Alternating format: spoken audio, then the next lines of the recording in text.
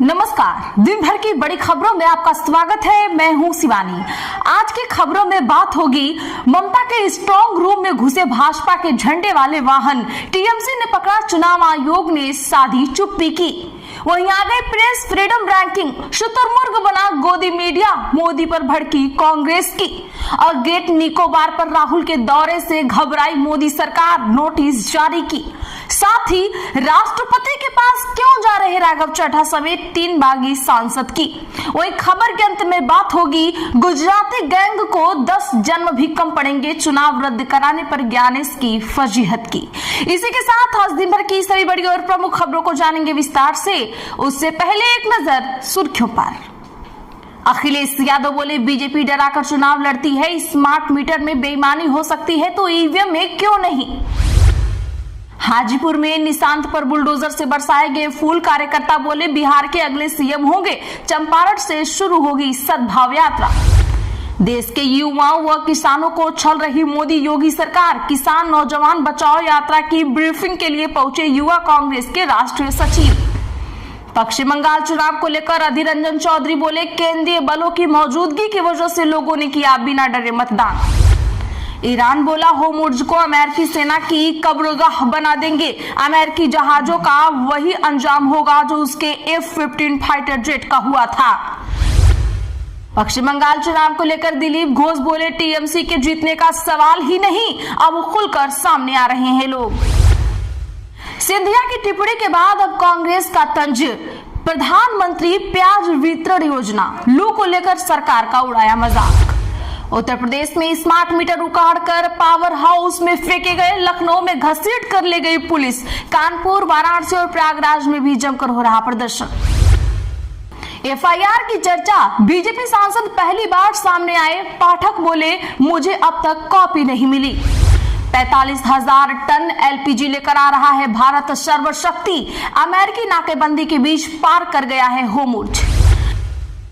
BJP का बड़ा आरोप, रोने लगे शुभेंदु, बोले मतगणना से पहले अधिकारियों की ड्यूटी जानकारी लीक, आयोग से की कार्रवाई की मांग। बेअदबी कानून को अकाल तख्त ने किया नामंजूर, जत्थेदार गड़गज बोले पंथ की इजाजत के बिना कैसे बना कानून, स्पीकर 8 मई को तलब। रेसलर विनेश फोगाट बोली, ब्रिजभूषण के शोषण की मैं भी विक्टिम हूं, गोंडा में कुश्ती लड़ना मुश्किल होगा, वहां मेरे साथ गलत हुआ तो सरकार जिम्मेदार होगी। गोरखपुर से 81 दिनों की गौ सेवा यात्रा शुरू, अभिमुक्तेश्वरानंद बोले योगी गौ माता को राष्ट्रमाता घोषित करें, उनके कसीदे पढ़ने लगेंगे हम। इंश्योरेंस सेक्टर में 100% एफडीआई को सरकार की मंजूरी, इस हफ्ते सोना 1216 और चांदी 3,389 रुपए हुई सस्ती, 6,000 रुपए तक महंगा हुआ OnePlus 15। बंगाल में 1962 को रखी गई हिंदू प्रताड़ित करों की नींव, भाजपा सांसद का पंडित नेहरू पर बड़ा हमला। पुणे में 4 साल की बच्चे के साथ हुआ दुष्कर्म और मारा गया, 65 साल का आरोपी गिरफ्तार। सैकड़ों लोगों ने मुंबई बेंगलुरु हाईवे किया जाम, 4 घंटे तक ठप रही आवाजाही। बंगाल नतीजे से पहले गोरखपुर में हवन का वीडियो हो रहा वायरल, 4 मई को ममता गई का नारा गूंज रहा, मां काली की पूजा कर रहे हिंदू संगठन। चलिए जानते हैं अब बड़ी और प्रमुख खबरों को विस्तार से। उससे पहले वीडियो को लाइक करें, साथ ही आपसे रिक्वेस्ट, खबरों को आखिर तक जरूर देखें। पश्चिम बंगाल में ममता बनर्जी के निर्वाचन क्षेत्र में स्ट्रांग रूम के बाहर हंगामा, टीएमसी का आरोप, भाजपा के झंडे वाले वाहन घुसे। जी हां, बता दें कि पश्चिम बंगाल की मुख्यमंत्री ममता बनर्जी के भवानीपुर विधानसभा क्षेत्र के मतगणना केंद्र के बाहर आज जमकर हंगामा हुआ है। तृणमूल कांग्रेस के कार्यकर्ताओं ने आरोप लगाया है कि भाजपा के झंडे वाले 2 वाहनों को उस परिसर में प्रवेश दिया गया जहां इलेक्ट्रॉनिक वोटिंग मशीन रखी गई है। यह घटना उस समय हुई जब इससे एक दिन पहले ममता बनर्जी ने सखावत बालिका विद्यालय में स्थित एक मतगणना केंद्र के बाहर 4 घंटे तक धरना दिया। उन्होंने स्ट्रांग रूम में अनधिकृत लोगों के प्रवेश का आरोप लगाया है। आपको बता दें कि मतदान खत्म होने के बाद अब पश्चिम बंगाल में सत्तारूढ़ तृणमूल कांग्रेस और भारतीय जनता पार्टी के बीच सत्ता को लेकर तनाव बढ़ गया है। दोनों दलों के नेता और कार्यकर्ता राज्य भर में स्ट्रांग रूम की सुरक्षा पर नजर रखे हुए हैं, जहां उम्मीदवारों की किस्मत ईवीएम में बंद है। भारी जीत का भरोसा जताने के बावजूद ममता बनर्जी ने कई बार मतगणना में गड़बड़ी और ईवीएम से छेड़छाड़ की आशंका जताई है। वहीं आज सुबह टीएमसी कार्यकर्ताओं ने आरोप लगाया है कि भाजपा के झंडे लगी 2 गाड़ियां परिसर में घुसी और स्ट्रांग रूम के पास तक पहुंच गई। एक कार्यकर्ता ने कहा कि बिना पहचान पत्र के किसी को अंदर जाने की अनुमति नहीं है, फिर भी इन वाहनों को कैसे प्रवेश मिला? टीएमसी ने दावा किया है कि पुलिस ने वाहनों को हटाने का भरोसा दिया, लेकिन कुछ समय तक वहां खड़े रहे। भारतीय मीडिया पर हो रहा हमला, कांग्रेस ने विश्व प्रेस स्वतंत्रता दिवस जताई चिंता, रैंकिंग पर कही यह बात। दरअसल 3 मई का दिन आज पूरी दुनिया में विश्व प्रेस स्वतंत्रता दिवस के रूप में मनाया जाता है। इस दिन का मुख्य मकसद प्रेस की आजादी और पत्रकारों के अधिकारों की बात करना है, लेकिन इस बार इस मौके पर देश की मुख्य विपक्षी पार्टी कांग्रेस ने एक बहुत बड़ा मुद्दा उठा दिया है। भारत में मीडिया की आजादी को लेकर कांग्रेस ने गहरी चिंता जताई है और इसे देश के लोकतंत्र के लिए एक खतरे की घंटी बताया है। विश्व प्रेस स्वतंत्रता दिवस के मौके पर कांग्रेस पार्टी ने भारत में प्रेस की आजादी की मौजूदा स्थिति पर तीखा हमला बोला है। कांग्रेस ने विश्व प्रेस स्वतंत्रता सूचकांक 2026 का हवाला देते हुए अपनी बात रखी है। इस सूचकांक में भारत को 197वें स्थान पर रखा गया है। रैंकिंग की सूची में भारत को बहुत ही गंभीर श्रेणी में डाला गया है। इसी रैंकिंग को लेकर कांग्रेस ने देश में सच बोलने वालों की स्थिति पर सवाल उठाए हैं। राष्ट्रपति से मिलेंगे राघव चड्ढा, 5 मई को सुबह 10:40 पर करेंगे मुलाकात।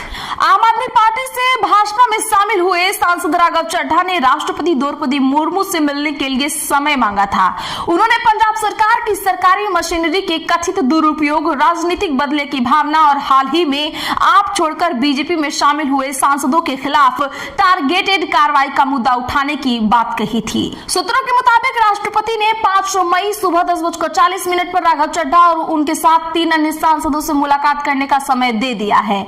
आपको बता दें कि पंजाब के मुख्यमंत्री भगवंत मान भी 5 मई को राष्ट्रपति द्रौपदी मुर्मू से मुलाकात करने वाले हैं। उन्हें राष्ट्रपति भवन में दोपहर 12 बजे का समय दिया गया है। इस दौरान आपके सभी विधायक भी दिल्ली आएंगे। हालांकि राष्ट्रपति से मुलाकात मुख्यमंत्री अकेले ही करेंगे। सूत्रों के मुताबिक बैठक में मुख्य रूप से आम आदमी पार्टी के उन 7 राज्यसभा सांसदों का मुद्दा उठाया जाएगा जो हाल ही में भारतीय जनता पार्टी में शामिल हुए हैं। मुख्यमंत्री भगवंत मान इन सांसदों को वापस बुलाने की मांग राष्ट्रपति के सामने रख सकते हैं। इसके अलावा बैठक में पंजाब के मौजूदा हालात और अन्य अहम मुद्दों पर भी चर्चा होने की संभावना है। ग्रेट निकोबार पर राहुल के सवालों से डरी सरकार, कांग्रेस ने दावों के बीच कहा सदन में हो चर्चा। जी हां, बता दें कि ग्रेट निकोबार प्रोजेक्ट को लेकर कांग्रेस ने मोदी सरकार पर जोरदार हमला बोला है। कांग्रेस का दावा है कि लोकसभा में नेता प्रतिपक्ष राहुल गांधी के 28 अप्रैल 2026 के दौरे से सरकार घबरा गई है और डैमेज कंट्रोल में जुट गई है। पार्टी ने पर्यावरण, आदिवासी अधिकारों और पारदर्शिता के मुद्दे उठाते हुए इस पूरी परियोजना पर संसद में विस्तार से चर्चा करने की मांग की है। ग्रेट निकोबार द्वीप विकास परियोजना को लेकर देश की राजनीति अचानक गर्म हो गई है। मुख्य विपक्षी पार्टी कांग्रेस ने इस प्रोजेक्ट के बहाने केंद्र की मोदी सरकार पर बहुत तीखा वार किया है। कांग्रेस का सीधा आरोप है कि लोकसभा में विपक्ष के नेता राहुल गांधी के हालिया ग्रेट निकोबार दौरे के बाद से सरकार पूरी तरह से घबरा गई है। पार्टी का कहना है कि सरकार अब अपनी कमियां छिपाने और डैमेज कंट्रोल करने की कोशिश कर रही है। कांग्रेस ने आज इस प्रोजेक्ट को लेकर पर्यावरण, आदिवासियों के अधिकार, पारदर्शिता और सुरक्षा से जुड़ी कई बड़ी चिंताएं जाहिर की है। पार्टी ने बहुत सख्ती से कहा है कि इन सभी अहम मुद्दों पर संसद के एक मंच पर विस्तार से बहस होनी चाहिए। कांग्रेस का मानना है कि यह विकास योजना देश की सुरक्षा और पर्यावरण के लिहाज से बहुत संवेदनशील है। पार्टी चाहती है कि देश की जनता को पता चले कि इस विकास योजना से प्रकृति और स्थानीय लोगों को कितना नुकसान होने वाला है। 10 जन्म भी कम पड़ेंगे। अभिषेक बनर्जी का बीजेपी पर हमला, फालता उपचुनाव को लेकर दी खुली चुनौती। दरअसल पश्चिम बंगाल की राजनीति एक बार फिर से गर्मा गई है। टीएमसी के राष्ट्रीय महासचिव अभिषेक बनर्जी ने फलता विधानसभा सीट पर हुए मतदान विवाद को लेकर भारतीय जनता पार्टी पर वार किया है।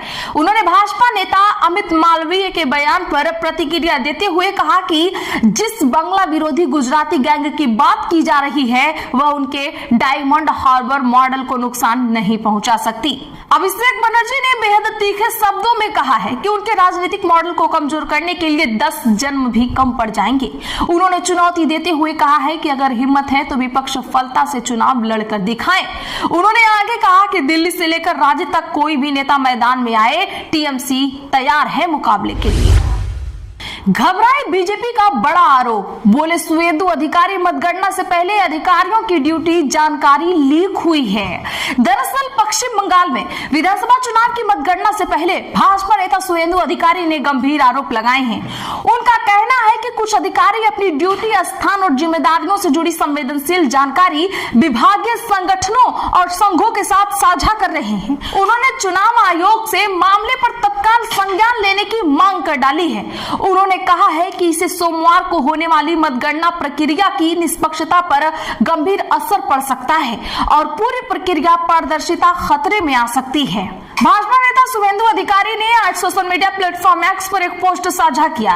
उन्होंने लिखा, मेरे संज्ञान में यह बात आई है कि मतगणना के दिन ड्यूटी के लिए तैनात कई अधिकारी कथित तौर पर अपनी ड्यूटी का विवरण, स्थान, पदनाम और अपने अपने विभागीय संगठनों और संघों को बता रहे हैं। मुझे जानकारी मिली है कि कुछ स्प्रेडशीट और सूचियां प्रसारित की जा रही हैं, जिनमें अधिकारी अपनी चुनाव ड्यूटी की जानकारी स्वेच्छा से या किसी दबाव में भर रहे हैं। इसमें मतगणना प्रक्रिया के दौरान उनकी विशिष्ट भूमिकाओं का विवरण भी शामिल है।